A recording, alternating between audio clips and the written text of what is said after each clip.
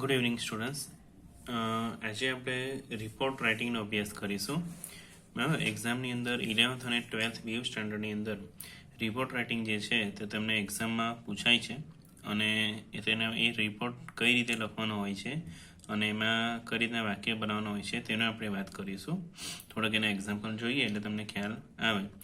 Report writing જે છે તે મોટે ભાગે આપણે પાસ્ટ ટેન્સમાં લખતા હોઈએ છીએ કે રિપોર્ટ એટલે શું કે અહેવાલ. ગુજરાતીમાં જે તમે અહેવાલ લેખન કરો છો તે જ વસ્તુ રિપોર્ટ રાઇટિંગ છે. અહીંયા આપણે એક વસ્તુ ખાસ ધ્યાનમાં રાખીશું કે અહીંયા કોઈ પણ વસ્તુ પ્રેઝન્ટમાં કે ફ્યુચરમાં નહીં લખીએ. મોટે ભાગે બધા જે વાક્યો હશે તે બધા પાસ્ટ ટેન્સના હશે. બરાબર, કંઈ પણ ઘટના ઘટી ગઈ હોય, કંઈ પણ આપણે ક્રિયા કરી હોય, બરાબર, તે બધી વસ્તુ થઈ ગઈ છે ત્યાર પછી એના વિશે લખવામાં આવશે. ઓકે, એ વસ્તુ ખાસ આપણે ધ્યાન રાખવાની છે. તો જો અહીંયા શું લખ્યું છે, prepare a report about a night camp in the Gir forest. તો જો અ night camp in the Gir forest, બરાબર, તો ગીર ફોરેસ્ટમાં નાઇટ કેમ્પ વિશે આપણે રિપોર્ટ લખવાનો છે. અહીંયા આપણે ડેટ લખીશું અને પછી જે કઈ બી સિટીનું નામ હોય તે આપણે લખીશું. હવે જુઓ કઈ રીતે લખાશે કે it was the Diwali vacation. Our school head arranged a night camp in the Gir forest. કે ભાઈ દિવાળીનું વેકેશન હતું અને અમારી સ્કૂલે ગીર ફોરેસ્ટમાં નાઇટ કેમ્પનું અરેન્જ કર્યું હતું. બરાબર, કે ભાઈ લોકોએ શું ગોઠવ્યું હતું, night camp at the Gir forest. We were 30 students, કે ભાઈ અમે 30 વિદ્યાર્થીઓ હતા. And the teacher mister Shah was in charge of the camp, કે ભાઈ 30 વિદ્યાર્થીઓ હતા અને મિસ્ટર શાહ જે છે તે અમારા ટીચર જે છે તે અમારા કેમ્પના ઇન્ચાર્જ હતા. બરાબર, તેઓ મેઇન વ્યક્તિ હતા કે જે એમનું સંચાલન કરનાર છે. We reached the village Khambha near Gir forest in the afternoon, કે ભાઈ ગીર ફોરેસ્ટની નજીક જે ખાંભા નામનું ગામ છે ત્યાં અમે બપોરે પહોંચ્યા હતા. We were given accommodation in small house, કે ભાઈ અમને નાના ઘરમાં એકોમોડેશન આપવામાં આવ્યું. એકોમોડેશન એટલે શું થાય, રહેઠાણ, બરાબર, ઉતાર આપવામાં આવ્યો એમ. We took our lunch and rested for some time, કે ભાઈ અમે અમારો બપોરનો એટલે કે લંચ લીધો અને થોડો ટાઈમ આરામ કર્યો. ઇન ધ ઇવનિંગ, સાંજે, we sat around a camp fire, કે ભાઈ અમે કેમ્પ ફાયરની આજુબાજુ બેઠા. બરાબર, કે પેલું કેમ્પ ફાયર તમને ખ્યાલ હશે કે પેલું નાના મોટા પેલા લાકડા જે છે તે સળગાવીને બધા ચારે બાજુ બેસતા હોય એને કેમ્પ ફાયર કહેવાય. Some of us were good artist, અમારા કેટલાક જણ જે છે તે સારા કલાકારો છે. They told jokes while some sang songs and bhajans.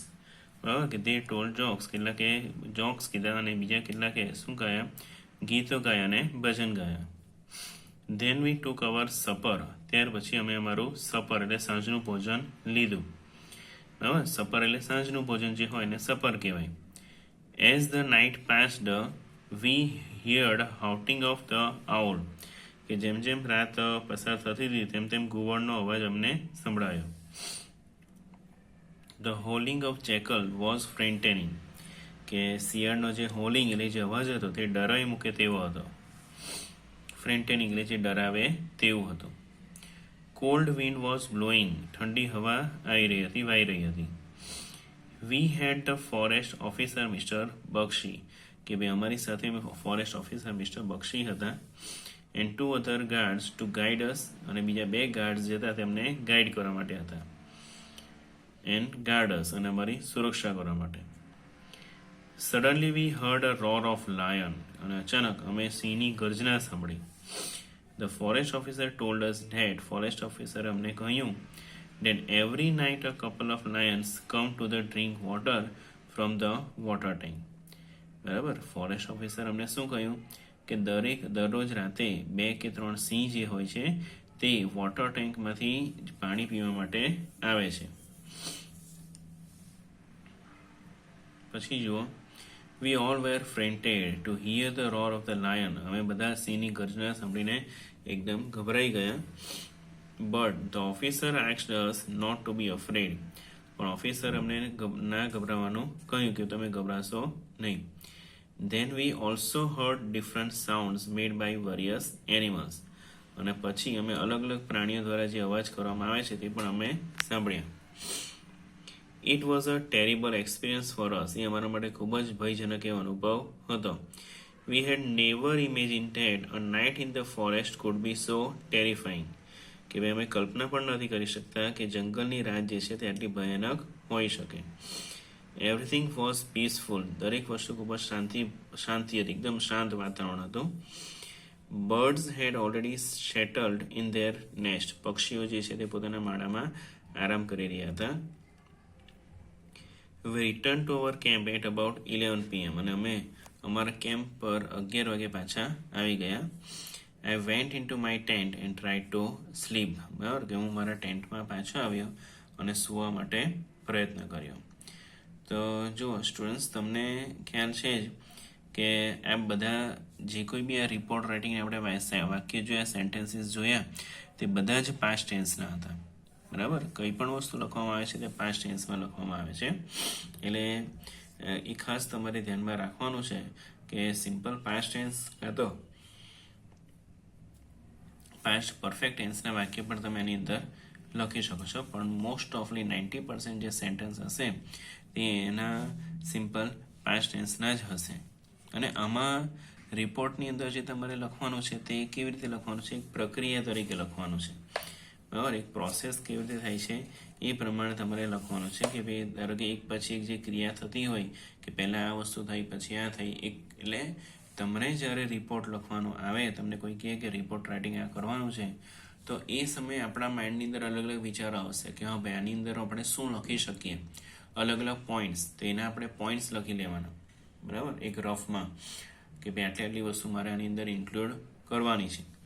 અને એ ઇન્ક્લુડ કર્યા પછી એને શું કરવાની છે, ગોઠવવાની છે એસેન્ડિંગ ઓર્ડરમાં. કે ભાઈ સૌથી પહેલાં શું આવશે, પછી શું આવશે. ધારો કે આ જે છે ગીર ફોરેસ્ટનું આપણે જે લખ્યું છે, તો એની અંદર આપણે કહ્યું કે ભાઈ સ્કૂલમાંથી પહેલાં તો અરેન્જ કરવામાં આવ્યું.